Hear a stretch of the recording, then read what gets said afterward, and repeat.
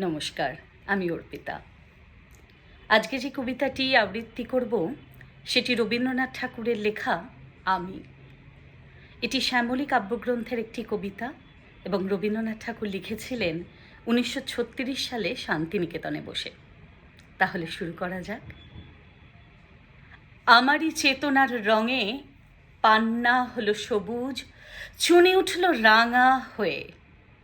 আমি চোখ মেললুম আকাশে, জ্বলে উঠল আলো পূবে পশ্চিমে। গোলাপের দিকে চেয়ে বললুম, সুন্দর সুন্দর হলো সে। তুমি বলবে, এ যে তত্ত্ব কথা, এ কবির বাণী নয়। আমি বলবো, এ সত্য, তাই এ কাব্য। এ আমার অহংকার, অহংকার সমস্ত মানুষের হয়ে। মানুষের অহংকার পটেই বিশ্বকর্মার বিশ্বশিল্প। তত্ত্বজ্ঞানী জপ করছেন নিঃশ্বাসে প্রশ্বাসে, না না না, না পান্না, না চুনি, না আলো, না গোলাপ, না তুমি, না আমি। ওদিকে অসীম যিনি, তিনি স্বয়ং করেছেন সাধনা। মানুষের সীমানায় তাকেই বলে আমি। সেই আমির গহনে আলো আধারের ঘটল সঙ্গম, দেখা দিল রূপ, জেগে উঠল রস। না কখন ফুটে উঠে হলো হ্যাঁ, মায়ার মন্ত্রে, রেখায়, রঙে, সুখে দুঃখে।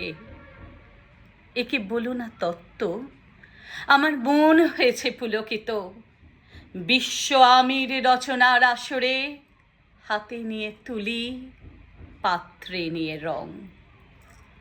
পণ্ডিত বলছেন বুড়ো চন্দ্রটা নিষ্ঠুর, চতুর হাসি তার। মৃত্যুদূতের মতো গুঁড়ি মেরে আসছে সে পৃথিবীর পাঁজরের কাছে। একদিন দেবে চরম টান তার সাগরে পর্বতে, মর্তলোকের মহাকালের নূতন খাতায় পাতা জুড়ে নামবে একটা শূন্য। গিলে ফেলবে দিন রাতের জমা খরচ, মানুষের কীর্তি হারাবে অমরতার ভান। তার ইতিহাসে লেপে দেবে অনন্ত রাত্রির কালি। মানুষের যাবার দিনের চোখ বিশ্ব থেকে নিকিয়ে নেবে রং। মানুষের যাবার দিনের মন ছানিয়ে নেবে রস। শক্তির কম্পন চলবে আকাশে আকাশে, জ্বলবে না কোথাও আলো। বিনাহীন সভায় যন্ত্রীর আঙুল নাচবে, বাজবে না সুর। সেদিন কবিত্বহীন বিধাতা একা রবেন বসে, নীলিমাহীন আকাশে ব্যক্তিত্বহারা অস্তিত্বের গণিত তত্ত্ব নিয়ে।